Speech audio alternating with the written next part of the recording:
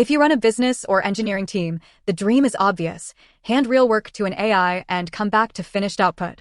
The danger is just as obvious. Once that AI clicks inside your real accounts, the question is no longer only model quality. It is whose computer this is, which logins are live, and what happens when the agent gets confused. That is why Grok Bot matters. XAI is pitching a team of always-on agents working through a persistent cloud computer. This is not a hands-on test, and I am not claiming independent reliability. The moving footage is used as short transformed editorial excerpts from the supplied post and official launch trailer, with source audio removed. XAI describes Grok Bot as AI teammates you can give real work to. The official trailer reinforces that idea with phone requests, desktop sessions, app activity, and bots returning with finished work. But there is an important wording trap. Marketing says bots have their own computer. The FAQ is more precise. Every Grok Bot for one user shares one persistent cloud computer, including its files, browser, and logins. Isolation is per user, not per bot. So the correct mental model is not one machine for every specialist. It is one logged-in machine shared by one user's team of bots. That creates both the leverage and the blast radius. The product's category is bigger than chat. You message a bot like a coworker from desktop or iOS, give it a task, sign it into the tools involved, and let it work through the flow. The FAQ names macOS and Windows for desktop plus iOS on phone. The launch article says bots can work in parallel, message one another, share context, and hand work between specialists. That is closer to delegating a workflow to a software operator than asking an assistant for advice. The official workflow story has 5 parts. First, assign a task in a thread. Second, give the bot access to the apps or sites involved. Third, let it navigate the job, including authenticated surfaces where clicking the right controls matters. Fourth, receive finished output or an approval request. Fifth, if the job repeats, demonstrate the workflow and save it as a routine. XAI says the bot can follow along, remember corrections, and run that process next time. That routine angle is the most interesting part of the pitch because it turns one-off help into reusable process capture. The first official use case is sales and customer follow-up. The supplied X footage shows a specific overnight outbound request rather than only lifestyle shots. The bot works through pipeline context, Salesforce-style screens, invalid segments, follow-up actions, and completion messages. The official launch material expands that lane into account research, contact scoring, email, and LinkedIn drafts, and a review list for approval. This is still vendor-selected footage, not proof that every CRM workflow will succeed. But it clearly shows the sequence that matters: request, activity, output, and verification. The second lane is engineering and bug work. XAI's launch article explicitly lists bug fixes among internal uses. The trailer shows engineering-style context moving between bots, with progress and completion messages behaving like a small operating queue. That suggests a workflow from issue context through investigation and teammate handoff.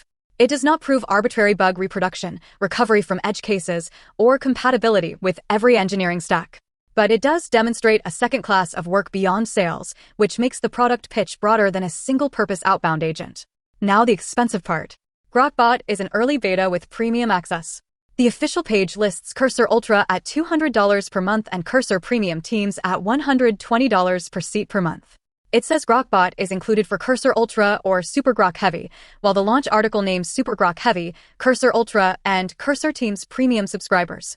The FAQ says broader teams and enterprise access are coming later through a waitlist. Usage is bounded too. The FAQ says subscriptions include weekly usage, with additional usage billed based on token cost. So an AI team on a computer does not mean unlimited autonomous labor. The real evaluation must include the value of the completed workflow, the included allowance, the overage curve, and how much human review remains necessary. This review cannot verify real latency, long-chain success rates, or the final cost of operating several bots continuously. On privacy and security, the official page makes several vendor claims. It cites Cursor SSO, authentication, and privacy mode. It says the cloud computer is encrypted in transit and at rest, with training opt-out. Sensitive actions can pass through auto-review. Enterprise admins are promised DLP, certificates, proxies, and network controls at boot. Those are relevant controls, but this review does not independently verify them. A launch page is not a security audit. Reliability has even larger unknowns. The source packet does not show how Grok Bot handles account lockouts, captchas, ambiguous approvals, a site that changes in the middle of a task, or a polished result that is materially wrong.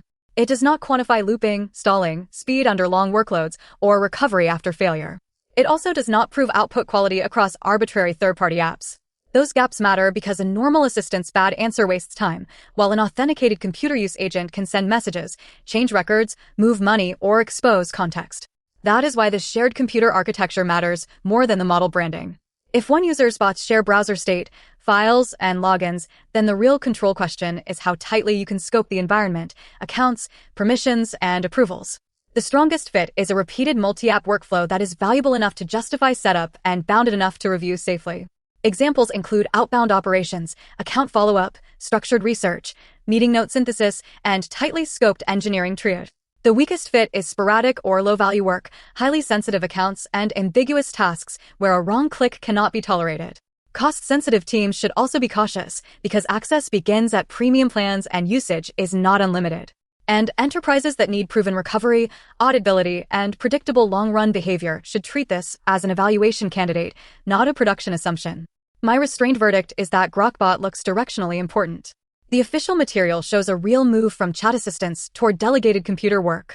The routine teaching story is coherent, and the sales and engineering examples are meaningfully different. But the product is still early beta, expensive, bounded by included usage and token overage, dependent on vendor-claimed controls, and unverified in the areas that matter most for production trust. If you have a high-value repeated workflow and can carefully bound access, Grok Bot deserves serious attention.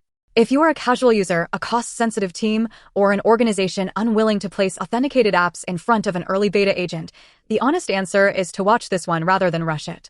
Grok Bot may be your future AI team on one computer. The launch material is not enough to assume it should be your current one.